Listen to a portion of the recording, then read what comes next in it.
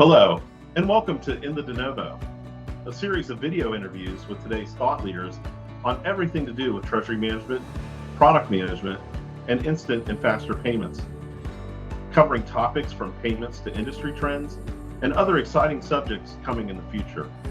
I'm Will Grace. I'm the host, founder, and managing director here at DeNovo Treasury.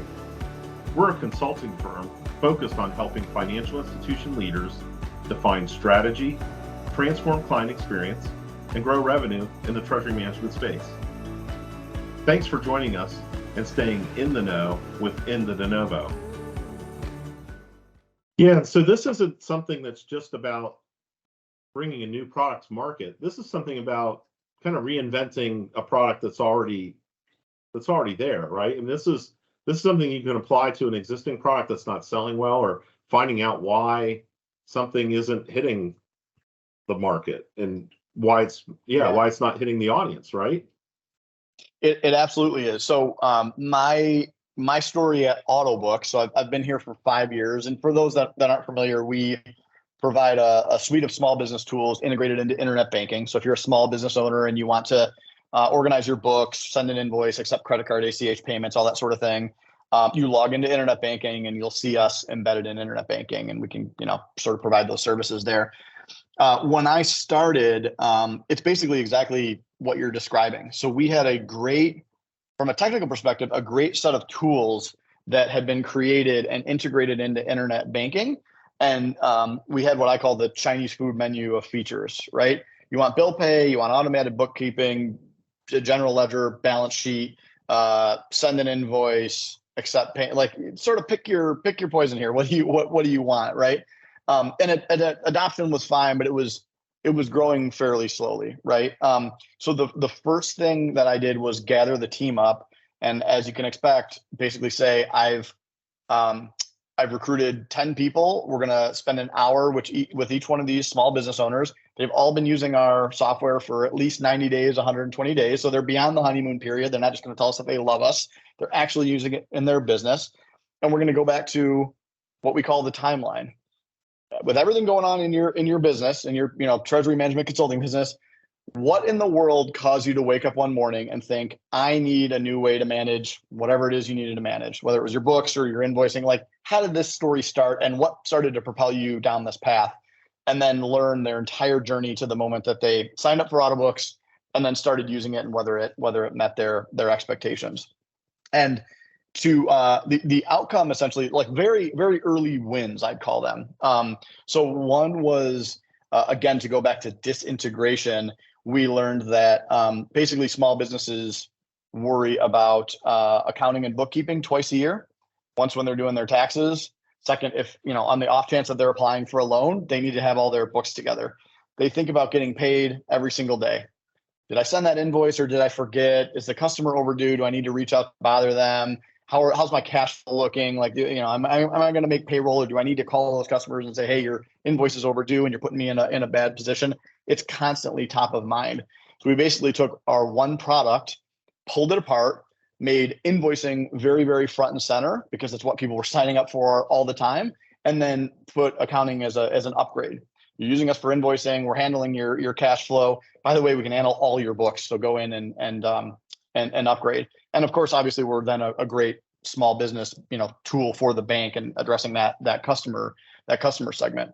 But again, simple move that just increased adoption orders of magnitude, right? We now had people like, I don't really need accounting, but I didn't know that I could send an invoice from my internet banking tool and have the money go right into the checking account. Like, this is cool. I'll sign up for this today.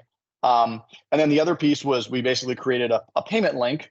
So we found a lot of customers wanted to get paid, but didn't need to send an invoice. This is like the guy who shows up to paint your house. It's $5,000 to paint your house. There's no invoice. This isn't like cutesy invoice. You just told me $5,000. Here's the link to pay. Put in your credit card information. It'll go right into my checking account.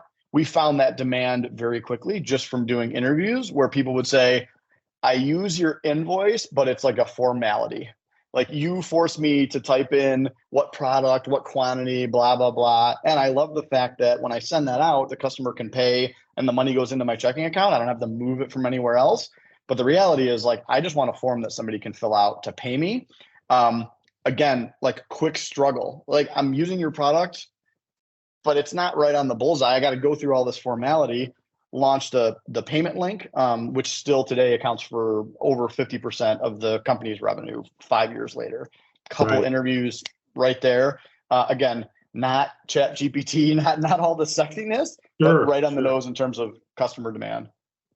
The interview process is fascinating. I sat through a whole week of those when I joined Autobooks, and the probing questions that were asked, the depth at which you go to get to that problem that's being solved, or why they're purchasing the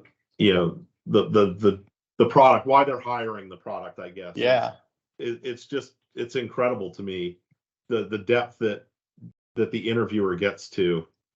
It's a skill, and it's something that you really have to practice, I think, to get to that level.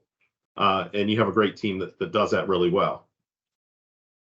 Yeah, it's definitely a learned skill. It's very uncomfortable as a product manager to do this for just weird social reasons, right? We're not used to peppering people with weird questions for an hour in a row. The interesting thing is, on the flip side, it's always cathartic for the interviewee. So I've done 1,000 interviews for every industry under the sun at this point. And I will say, people are different, but I'd say 40-50% of them, when you get to the 45-minute mark, the person will say, we have uncovered so much about my decision-making process and how I went through this process to pick the product that I did. They basically thank you. Thank you for helping me sort of unpack this. And I understand why I did what I did. And even though I'm doing it for me, right? The product manager, I need to know the insight. They're thanking me for the questions. But when you're doing it, it feels like, man, I'm grilling this person and I'm wasting their time. Once you get used to it, it's fine. But the whole goal is really just it takes a lot of cues from interrogation. You need to recreate the scene of the crime or the scene of the purchase. And I just and it's weird stuff. Okay, you signed up for Autobooks, Will, and you did it in May. Was it a weekend or was it a weekday? And you're gonna go, why the hell? Right. Was it raining or was it sunny? Right. And people look at me, go, why can we get to the features? What features does he use? No, I need him to know. And then when you think, oh yeah, I went out for a coffee and it was sunny that day and I was bummed that I had to work, but I needed to solve this one. And then all of a sudden you remember the whole story. Right. And I was thinking, this is never going to work. I don't even know who these are. Now it's it's flowing out of you, but it just takes practice, and you got to get used to being a little uncomfortable to get to that level of detail. It is like you're an investigator. You're asking these very minute details about where they were at a point in time. And it was amazing. I was like, wait, why are we getting who cares if they were driving or if they were at home, when they were thinking about this? Do you remember if you were driving or if you were at home? When was the first time you actually thought about that you had a problem? But it really made sense in the journey when you finally got to the decision making. And the other thing that you can tell, because you listen to and you participate in interviews, is when you get there, you can tell the difference between when they're making something up to appease you and when they're telling the truth, right? And all of those techniques, and they're not obligated to anything. You're giving them a $100 Amazon gift card. You're asking their experience, but you can look at somebody and they say, oh yeah, I think it was the weekend. Was it rainy or it was rainy? Okay, you're not engaged. And a couple minutes later, they realize, I'm not here to catch you in a lie. I'm not here. I really just want the story. And you see them start to really, and then those details come out, and that's where it's it's irrefutable, right? So to get back to the beginning of personas being too soft, what I want is concreteness. I want the other side. I want to be able to sit a group of engineers around the table and say, hit play and listen to the emotion in Will's voice as he talks about struggling to get people to pay the invoices and how he wanted Autobooks to help him and how we have an opportunity to solve this. And the concreteness of here's the exact struggle and here's what he needs or what he's hoping for.